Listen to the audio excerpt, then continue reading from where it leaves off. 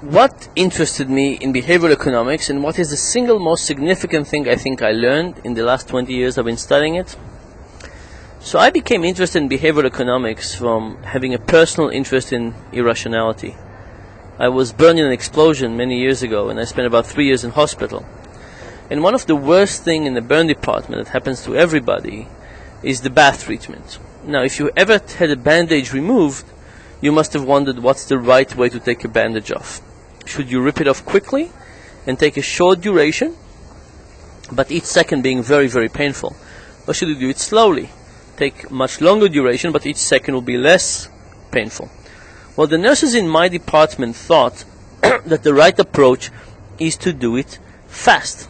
They would grab hold of a bandage and they would rip it off, and they would grab the next one, they would rip it off, and they would continue doing so for a while.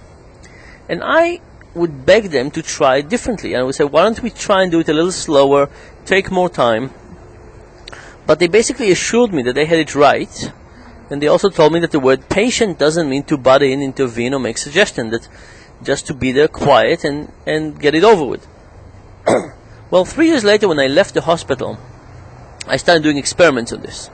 Initially, I would bring people to a lab and I would crunch their fingers with a carpenter's vice for longer periods, for shorter periods, increasing pain, decreasing pain. Then I moved to electrical shocks and heat and other methods. And what I learned in the process was that the nurses were wrong. I learned that I would have had less pain if the whole experience would last more time but would have lower intensity. I would have had less pain if they started at my head, which was more painful, and moved toward my feet, which were least painful, and if they would give me breaks. And the question is, why did the nurses get it right? Why could they get it? Why were they wrong? After all, they were good people with good intentions. They had plenty of experience, and it was a high-stake decision, important for me, but also for them. And from that point on, I started thinking more generally about the cases in which we all make mistakes, despite the fact that we have all the ingredients that from an economic perspective tell us we should have gotten it right. In terms of the single most interesting thing we found, I've done many projects on many things, and I think a lot of them have, it's like children, I like all of them. But one of the things that I think is the most profound in general is a research on what we call coherent arbitrariness. And here's the basic story. I go to a big class of students and I show them 6 products. Some computer accessories, some wine, some chocolate, some books, and then I ask them to write down the last 2 digits of the social security number at the top of the page that describes each of these products. They do this, and after they finish it, I ask them to tell me whether hypothetically they would pay the price set by their social security number for each of those products. So for example, my social security number ends in 79. Would I pay $79 for each of those products? And everybody says yes, no, whatever they want. And then when they finish this hypothetical exercise, I say, now we're going to do it for real. Please bid in an auction the maximum you will be willing to pay for each of those items. People bid, we find the highest bidder, they pay, they take the product, they go home. And then I calculate the relationship between people's social security number or ending social security number and how much they're willing to pay for these things. It turns out the correlation is very high. People with high ending social security numbers sometimes are willing to pay hundreds of % more than people with low ending social security number. Now why I think this is important? I think it's one of those experiments that map into a lot of decisions in life. It basically says that we don't know what we are willing to pay for something, that it's very arbitrary.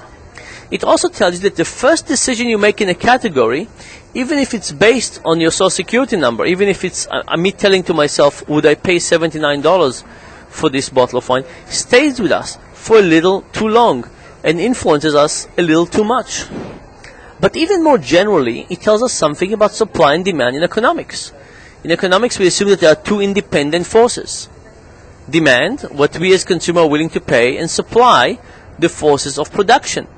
But what these experiments suggest is that when we come to say how much we're willing to pay, the demand, we actually depend on market conditions. When we go to buy something in the market, we don't think about the last 2 digits of social security number. Instead, what we think about is the manufacturer's suggested retail price, the sale price, and so on. In fact, it suggests that the numbers that come into our mind when we make these decisions are not demand prices, but supply prices, suggesting that there's a dependency between demand and supply, and that the welfare economics that assumes that these forces are independent is actually misleading. The name of the book, Predictably Irrational, was actually an interesting story. It actually came to me quite early in terms of a name. It was a part of a subheading at some point, then it became an idea for a name. But the publisher didn't like it as much. They wanted one word, like blink or Freakonomics. They thought two words were too much, and predictably irrational, people don't remember it, and so on. So they started looking for other words. But they also started talking about the office, about the different findings in the book. And what happened after a short while is that people started using the expression, "You're predictably irrational." And when they realized that people were using this expression, they decided it might be a good name after all, because even though it wasn't one word, that it wasn't as catchy and as memorable, people at least were starting to use it, suggesting it's a good name. In my book, there are many examples of crazy or irrational behavior that I try to explore and explain. You know, there is one way to be rational, and there are many ways to be irrational. It has to do with our emotions and the difficulty to compute, and it has to do with revenge, and it has to do with procrastination. There are just many of them. Given the market condition, let me give you an example of one of those and relate it to the stock market. So here is an experiment we call the trust game with revenge. So first of all, here's an experiment called the trust game. You get $10 and I get $10, and you're the first mover. If you decide to keep your money, we each go home with $10. If you decide to pass your $10 to me, it magically becomes $40. So now I have $50. I have my original 10, and I have the 40 I got from you, the 10 that became 40. Now I can decide to take the 50 and go home, which will make you unhappy, or I can split it and give you 25 and for me to take 25, which will make us both happy. Now that's the trust game. And the standard economic prediction is that I will never give you the money if I have 50, and you knowing it will never give me your 10. But interestingly enough, people are too trusting and too reciprocating.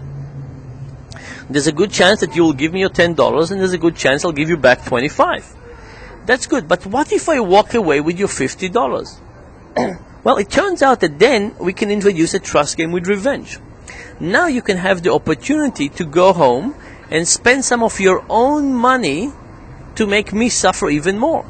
And the way it works is that for each dollar you spend, I will lose $2. Would you spend money to take revenge against me if I walked away with the $50?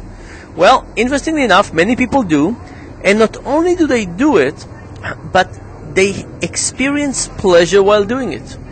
When people image their brain, when they look at what kind of brain centers are activated when people plot and execute revenge, it's the same brain center that is connected to experiencing pleasure. Experiencing things like sex and heroin and eating food. It means that revenge is actually pleasurable. Now, how does this relate to the stock market? I think in some way the people in Wall Street have walked away with our $50. They've taken something that we trusted them with, our homes, our pensions, our health care, and they've walked away with it. And we feel revengeful. We feel hurt, we feel upset, and we've lost our trust in them. And this is also why I think that most of the intervention packets are not having the desired effect, because they are not taking the lack of trust and revenge into account. And I think that if we want to restore the market, we have to take those things into account.